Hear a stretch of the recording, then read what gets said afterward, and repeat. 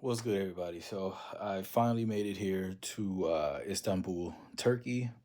If you followed my last video, I talked about wanting to get a hair transplant since like the last 3 years, but of course I couldn't because I was still active duty, and of course any type of unauthorized operation, they hem you up for that, and I was right there getting ready to retire, so I was like, yeah, I'm just gonna wait till after I retire. But so I finally made it. It's been a long day. I just got the shower. It's been a long fucking day. Left Puerto Rico about my flight out of Puerto Rico was at like 2:20. Went to New York, stayed in a layover in New York for like 3 or 4 hours, and then from New York to Amsterdam, and then from Amsterdam to here. And it's just been a long day. So I know I have to be up early in the morning, but it's finally here. 3 years, 3 years I've waited to get this operation, to want to get this. Like I said, I've watched a lot of videos from Black content creators and saw their journey. I decided to go with Longevita, just off of other results that I've seen from other Black content creators who was saying, talking about it. I know there's this one lady from the UK. I can't remember her name. Just black lady, really beautiful, black sister. And there's this other one from the States. I don't remember her name, but she kind of looked like Sweetie a little bit, the rapper Sweetie a little bit. And she was telling her whole journey, her whole year.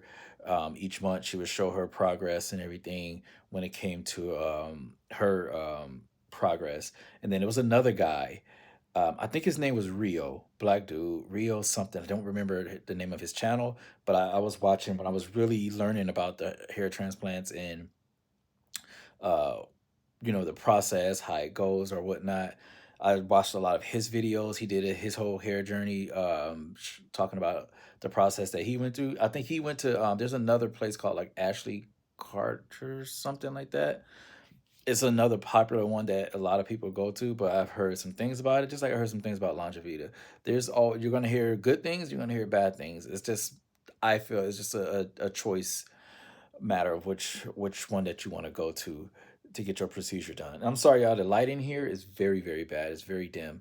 Um, but yeah, so I decided to go with Longevita because the last few videos that I've saw over the years, they just sold it for me. You know what I mean? And so I decided to go with them.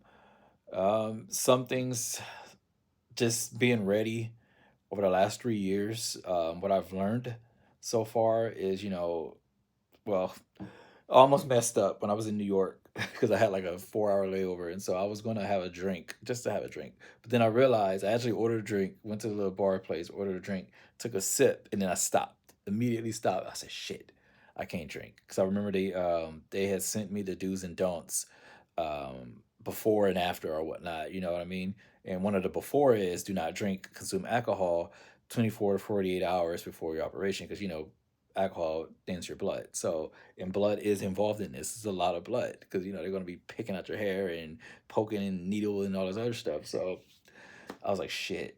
So I took one little sip of it and just I gave it back to the to the lady that was to the server, and she was like, she didn't actually charge me for it either. So she was really really that was really nice of her to do that. She didn't charge me. I told her the situation. I was like, I totally forgot. And then we started talking. She was telling me a story about her friend that had an operation, and he had drank something and totally forgot. And so yeah, so I was like, shit. I was like, yeah, I totally forgot. I'm not supposed to be drinking. Um, on top of that, just things to bring. Bring button up shirts because you don't want to be putting shirts. This is for post. You don't want to be putting shirts over your head if you just got your scalp pulled, pretty much. That. So I made sure I brought some button up shirts. Of course, bring your passport, your ID. Just things that's going to be comfortable. Like for me, I literally hate flying. I do. I hate flying. I hate sitting in airplanes. It's hard to sleep upright for several hours or whatnot. So it's just annoying. But I made it. I got here. It was a bumpy ride on some flights. I was just like, oh Lord, please. So so I was just like, God, please. But yeah, like I said, it's been a long day.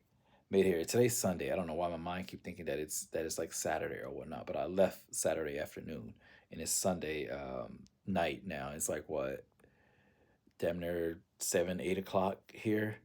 So it's been a long ride. Like I say, going through Longevita, they set up everything after you pay or whatnot, and they also let you make payments or whatever. They work that out to where once you pay your because initially, just like what, 2 years ago, I was going to be go against the odds, and I was going to actually end up getting it while still active duty, which would have fucked me up anyway. So I shouldn't.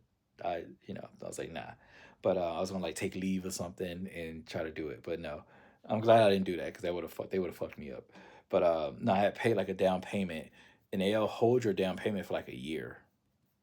And so the year had went by. I was like, I just can't do it because I'm still active right now, And I told my spouse, I said, once I retire, I think I'm gonna do it. So now that I'm retired, I'm doing it, and I just paid everything out once, paid it all out once, and then even like I say, even if you don't go on a set date, they give you a whole year, until until your initial payment to get it done or whatnot. And plus, they also let you make payments, which I think is pretty cool for some people.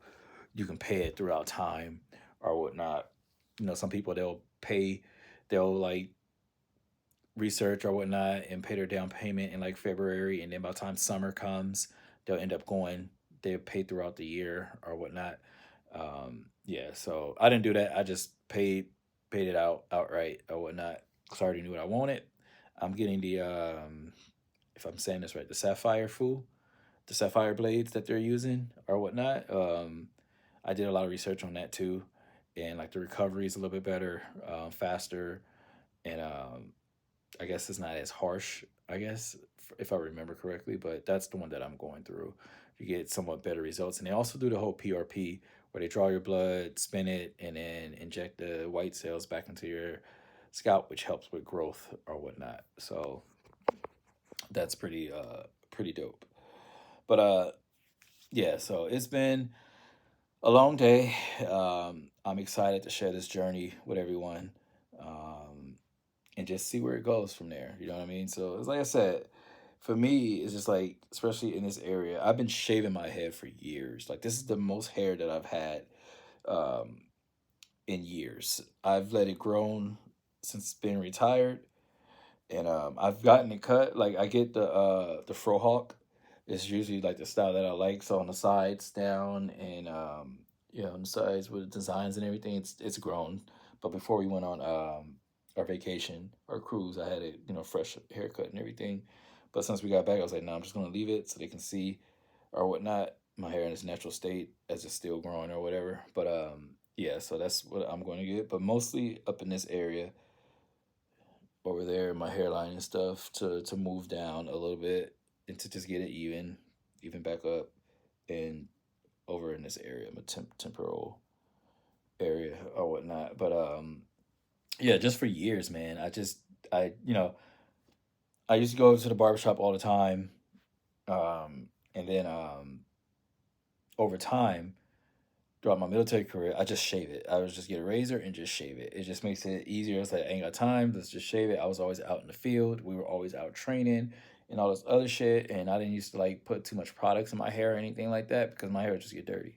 Like we were out, doing whatever, training and shit like that. I'm just like, it is what it is. So I'm soldier up and just get a razor and just shave it off. So that's what I did for like maybe the last what 6 years, maybe 7 years, if not longer, just shave it.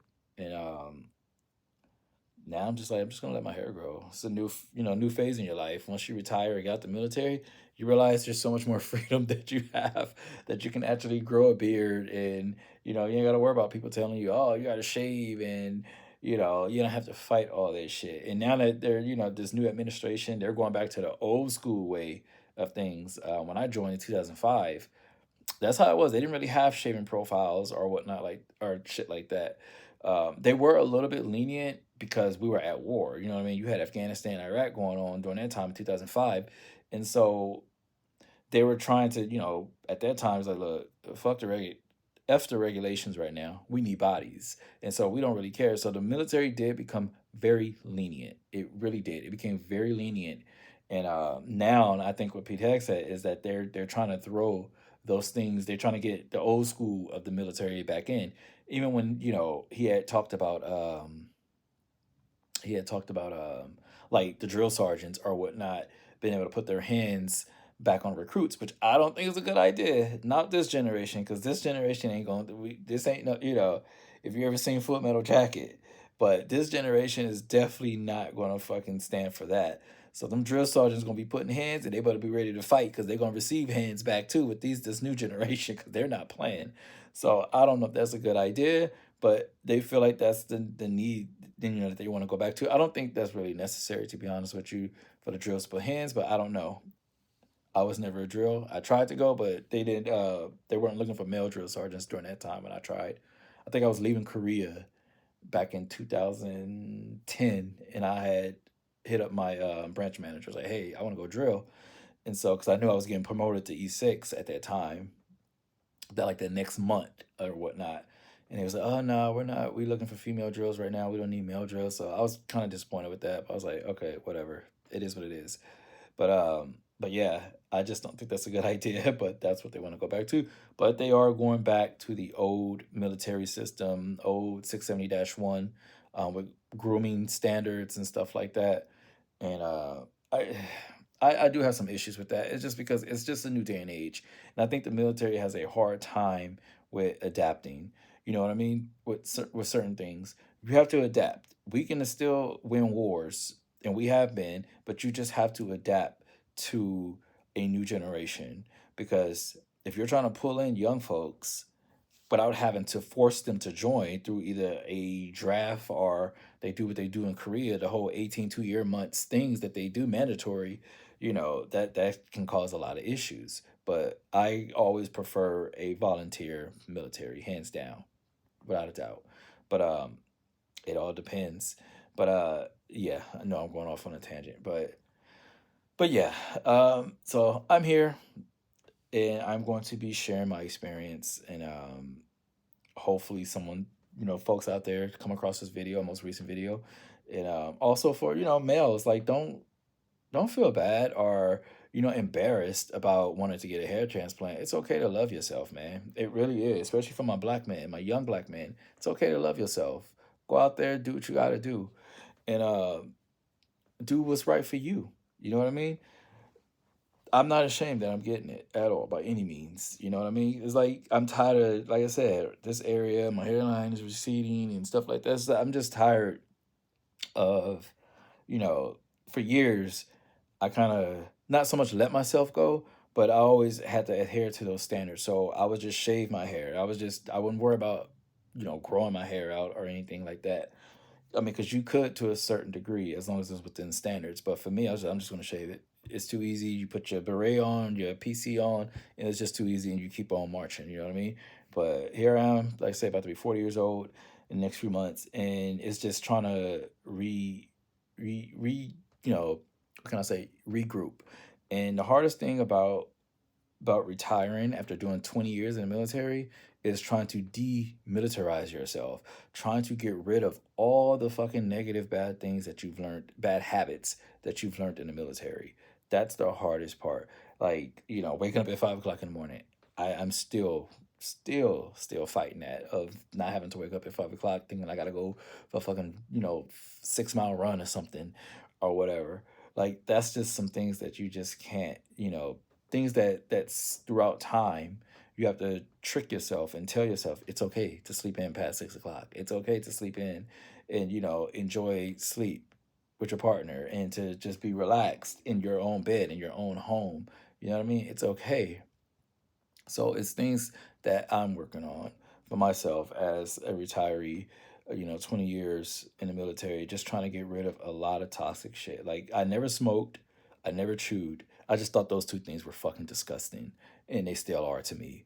But no, I'm not judging, but just for me, they're just disgusting. And those are just habits that I've never ever picked up because I don't like, for one, I don't like the stink, and cigarettes smell.